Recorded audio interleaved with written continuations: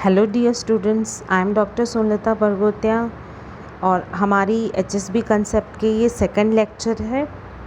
इसके पहले के लेक्चर में हमने एसिड बेस थ्योरीज़ के बारे में डिस्कशन किया था एंड हमने ये देखा था कि कैसे पियर्सन ने इन थ्योरीज़ के बेसिस पे अपना कॉन्सेप्ट इवॉल्व किया और हमने फाइनलाइज किया कि एचएसबी कंसेप्ट क्या होता है। आज इस कंसेप्ट के बेसिस पे हम वेरियस एप्लीकेशंस देखेंगे। फर्स्ट एप्लीकेशन हमारी है कि stability of compounds having same ligands. हमारे पास अगर कॉम्प्लेक्सेस हैं, कंपाउंड्स हैं जिनमें सिर्फ एक ही लिगेंड है मेटल आयन के साथ, तो उनकी स्टेबिलिटी को हम कैसे प्रिडिक्ट कर सकते हैं। जैसे हमारे पास दो कंपाउंड्स हैं AgI2 and AgF2 negative. AgI2 negative is stable than AgF2 because Ag plus ion is a soft acid and Ag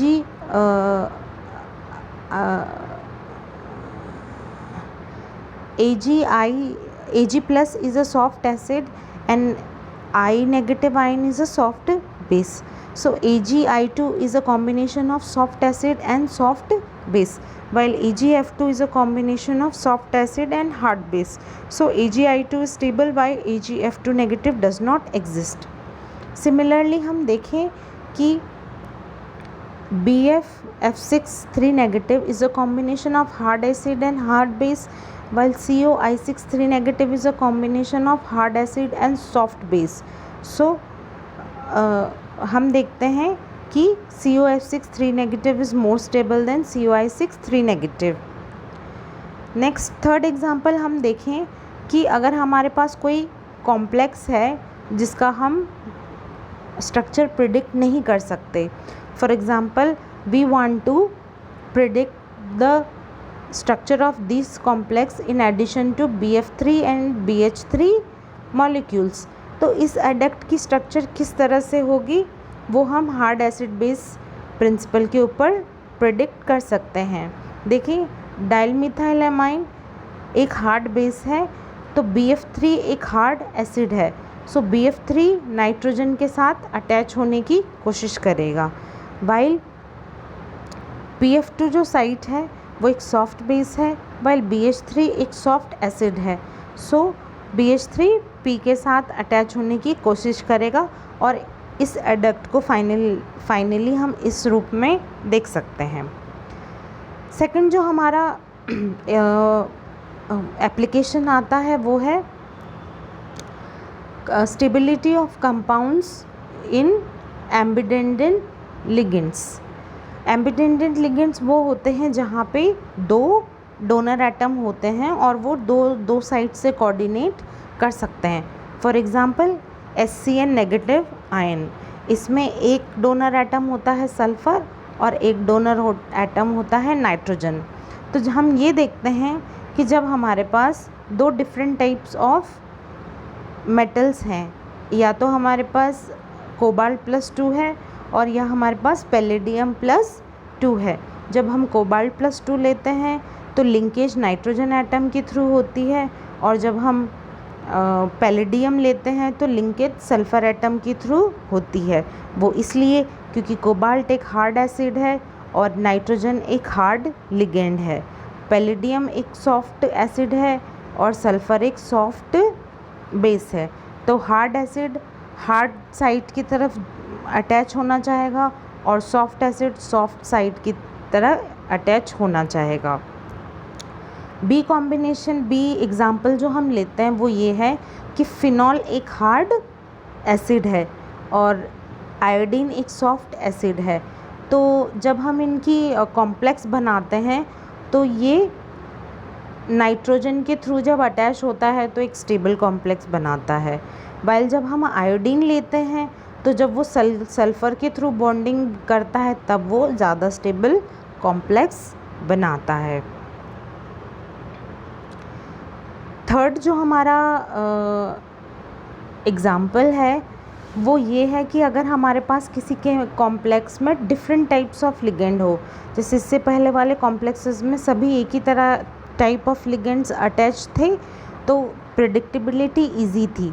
लेकिन अगर हमारे कॉम्प्लेक्स में डिफरेंट टाइप ऑफ लिगेंड हो, जैसे नाइट्रोजन भी है, फ्लोरीन भी है, जैसे साइनाइड भी है, आयोडीन भी है, 2 टाइप्स ऑफ लिगेंड्स इसमें प्रेजेंट हैं, तो स्टेबिलिटी को कैसे प्रिडिक्ट किया जाए।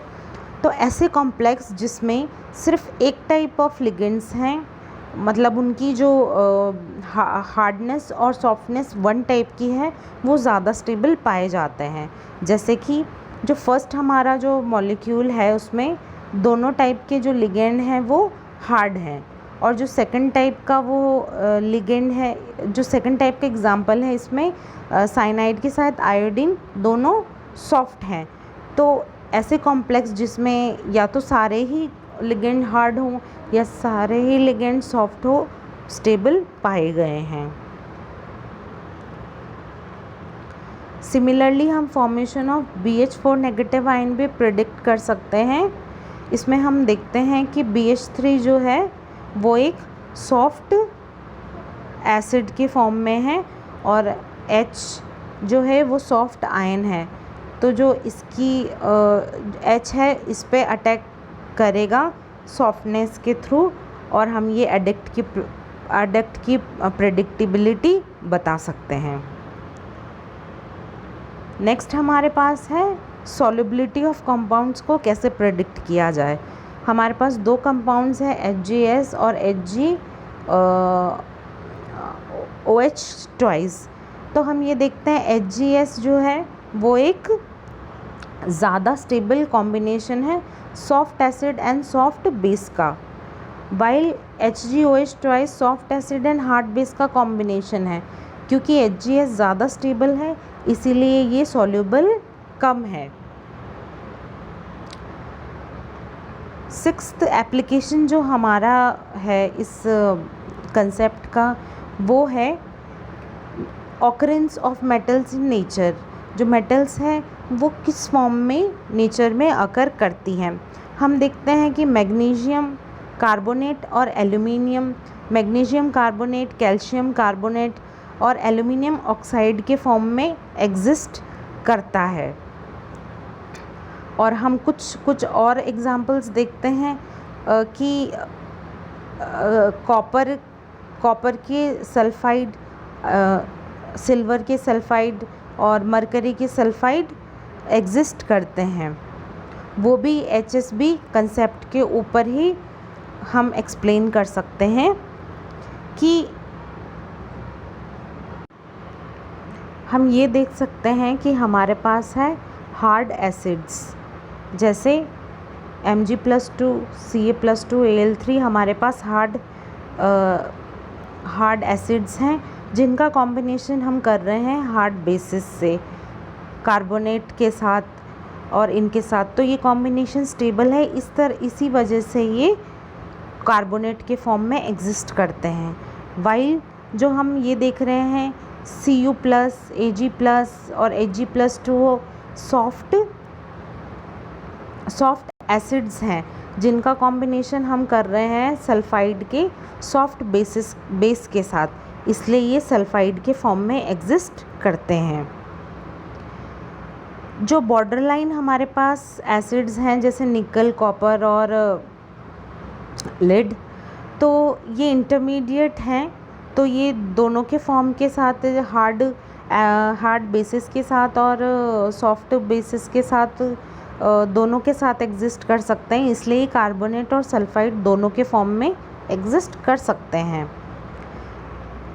Last but not the least, अगर हमें किसी भी रिएक्शन की